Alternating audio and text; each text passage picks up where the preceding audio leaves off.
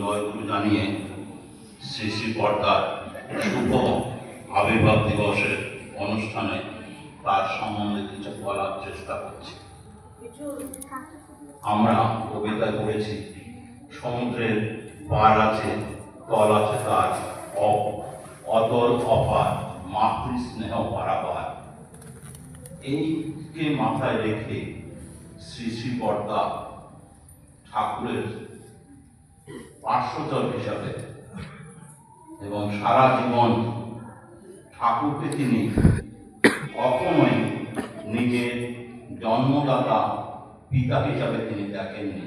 তিনি বরাবরই তাকে দেখেছেন পরম পিতা হিসাবে, যার জন্য তিনি বাবা কখনোই বলতেন না, তিনি বেশিরভাগ সময় বলতেন পরম পিতা। সেই বর্দা ছোটবেলা থেকেই ঠাকুরের যে নীতি বিধি, যাকে আমরা খুব সংক্ষেপে যদি পাই, তাহলে সত্যানুসরণ, যে সত্যানুসরণের প্রথম থেকে শেষ পর্যন্ত ঠাকুর মাত্র 22 বৎসর বয়সে এক রাত্রে একা সমে বসে ওই ছোট্ট বইখানি তিনি লিখেছিলেন, যার ফলে তার ভেতরে যে ভাবের সৃষ্টি হয়েছে, সেই ভাবটা যাতে আমাদের প্রত্যেকের জীবনে আসে, সেটা তিনি প্রথম থেকে তার জন্য যত্নবান ছিলেন।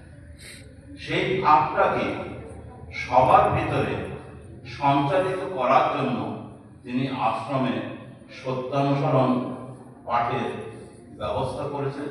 তারপরে প্রত্যেকটা বাণী যে মর্ম উপলব্ধি করার জন্য প্রত্যেককে বলেছেন, যে যেমন পারে তার মতো বলছেন।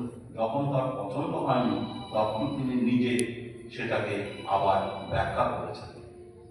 এইভাবে আমরা দেখতে পাই ঠাকুর বলেছেন যে আমার বড় কথা হচ্ছে চলন্ত সত্যানুসরণ।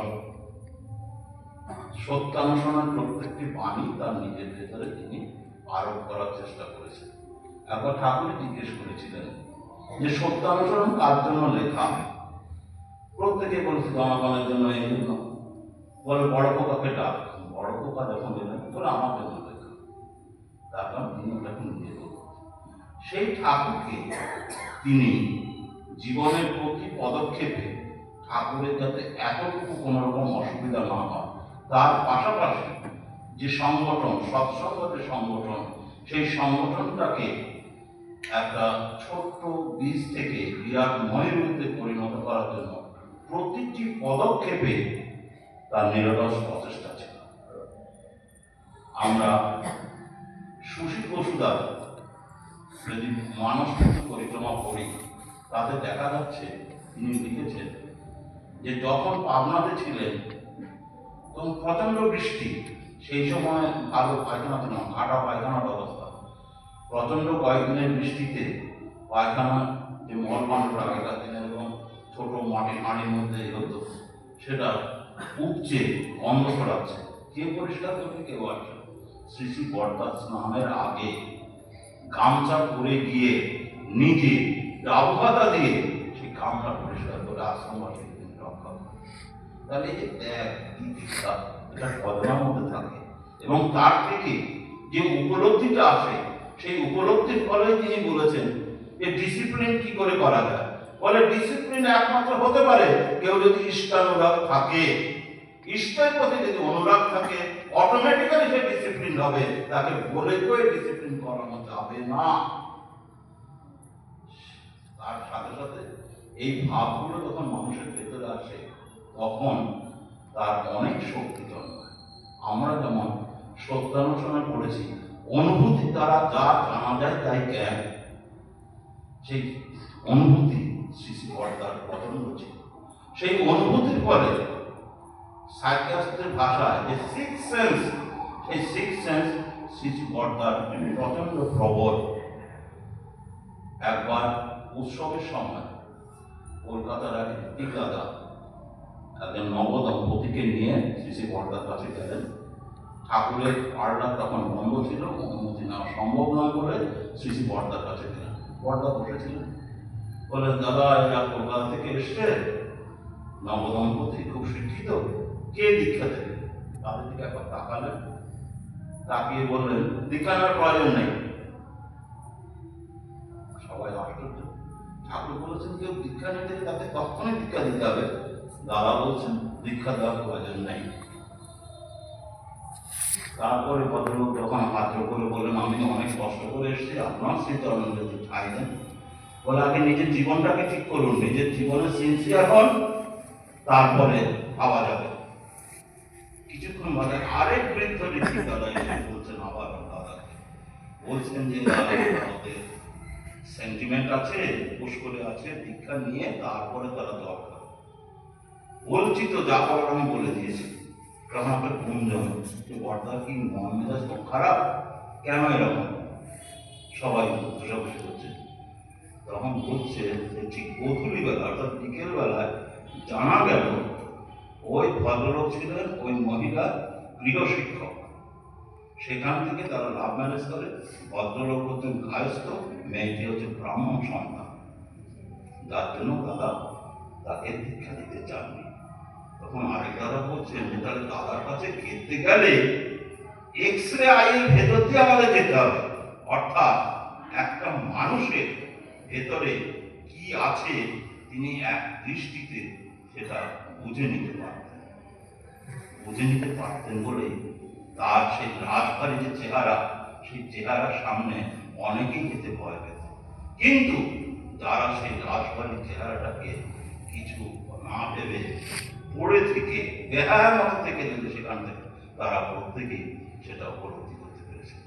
আপনারা সকলেই জানেন, আমাদের এত অঞ্চলে আমাদের প্রত্যেকের পরিচিত ডক্টর জীবন চক্রবর্তী দা। এই যে জীবন চক্রবর্তী দা, তাকে আজকের এই জায়গায় জীবন চক্রবর্তী করে তোলার মূলে শ্রী শ্রী বর্দা। একবার শ্রী শ্রী বর্দা আসামে যাবেন, সবাই গাড়িতে উঠছে, জীবনদাও পটলা নিয়ে উঠলেন। দাদা বললেন, কিরে তুই যাবি নাকি? বলে, আগে যদি আমি তোকে বলি যেতে হবে না তাহলে কি করবি? বলে, নেমে যাবো। বলে, তুই নেমে আয়। জীবনদা নেমে এলেন। বলে, তুই যা, কৃষ্ণনগর শিবিরটা আছে তার প্রাচীরটার ব্যবস্থা কর। কাকে দিয়ে কি কাজ হতে পারে? ওই যে আমরা বলি যে পঙ্গু লঙ্ঘতিগিরি, সেই পঙ্গুকে দিয়ে সেই কাজটা করানো যাবে, তিনি সেটা বুঝেছেন। সেই জন্য তাকে নামিয়ে দিয়েছেন, নামিয়ে দিয়ে সেই জায়গায় পৌঁছে। এইভাবে কত লোককে যে তিনি তৈরি করেছেন। প্রচন্ড চোর, তার হাতে দিয়েছেন ক্যাশের ভার।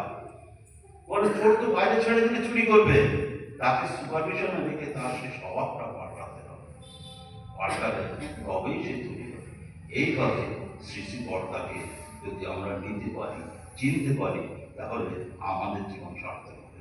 আজকের দিনে আমরা দাঁড়িয়ে থেকে তার সেইগুলো যদি প্রত্যেকে অনুশীলন করি, তবেই আজকে আমাদের জন্মদিন পালন করা সার্থক হবে।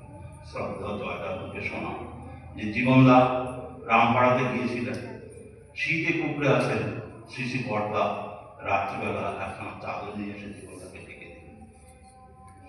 জীবনদা বলে, চাদরটা ভাস করে রাখেন, যে চলে আসেন। বলে, কিরে আমার চাদরটা কোথায়? জীবনদা হবে সে চাদরটা হচ্ছে। জীবনদা সেই পায়ের আর্টিফিশিয়াল লেগ লাগানোর ব্যবস্থা শ্রী শ্রী বর্দা করেছে। সাঁতার কাটানোর ব্যবস্থা করেছে। সবাই জলে নেমে সাঁতার কাটছে, ফ্যাল ফ্যাল করে জীবনদা চেয়ে আছে। শ্রী শ্রী বর্দা বলে, সাঁতার কাটবি আয়, তাকে নিয়ে গিয়ে সেটি করেছে। জয়দার ক্ষেত্রেও জয়দা যখন ওনার ফার্মের জন্য একটা নাম চাইলে বলে হবে, তার আগে কৃষ্ণনগর শিবির উদ্বোধন, তখন শিবিরের দায়িত্ব ছিলেন আমাদের কি রায় যেন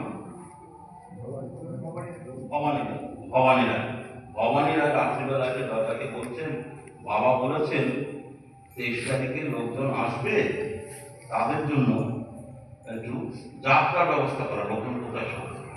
দাদা বলতো 23 তারিখ আসলে আপনি 21 তারিখে আসছেন, হবে না। বলে, বাবা যখন বলেছে অবশ্যই হবে। দয়দা কথা করতে পারেননি। সেই রাত্রে ভবানীদাকে নিয়ে চাঁদা দেখালেন, রাত্রিটা একটু গড়ায় সে মালিকের যে ম্যানেজার তার বাড়িতে গেলেন, রাত্রিবেলা তাকে খোলা হলো, তুলে দেখা যাচ্ছে আগে পরে দুটো ডেটেই বুকিং আছে, কিন্তু ওই ডেটে নেই। সেই ডেটে বুকিং করলেন, তখন ভবানীতে বলে দেখলেন, বাবা যখন বলেছেন তখন হবে। জয়দা সেই ফার্মের জন্য নাম চাইলেন, তখন তিনি বললেন আইডিয়াল ইঞ্জিনিয়ারিং রাইটস। সবাই রাইট বানান জানে, WRIT। উনি নিজে কলমে লিখে দিলেন WRIGHTS। বলে ডিকশনারি হোক, ডিকশনারি খুলে দেখা গেল রাইটস মানে হচ্ছে কারিগর। এই যে তার হওয়ার গতিবিধি সমস্ত দিকে। আরেকটা ছোট্ট কথা বলে সময় শেষ হয়ে যাচ্ছে। সদাপ্রিয় বসতাম ডাক্তার, সদাদাকে সিসি পর্দার কাছে যখন গিয়েছিলেন, বলে লিভারটা ভালো করে পড়বি, জীবনে কাজে লাগবে। সদাদা ছিল। পরবর্তীকালে সদাদা বলছেন আমার 4th ইয়ার এবং ফাইনাল ইয়ার মেডিসিন এবং সার্জারিতে দুটোতেই আমাকে প্রশ্ন করা হলো ওই লিভার থেকে। সিসি পর্দা যে কথাগুলো বলেছেন, আগামী দিনেও যে সেটা আমাদের লাগবে, তা সেই শুধু দৃষ্টি, সেই দৃষ্টি খুব কম লোকই অর্জন করতে পারে। একমাত্র ইষ্টের প্রতি অগাধ ভালোবাসা থেকে সেটা করা যায়। জয়গুরু, আপনার সবাই ভালো থাকুন।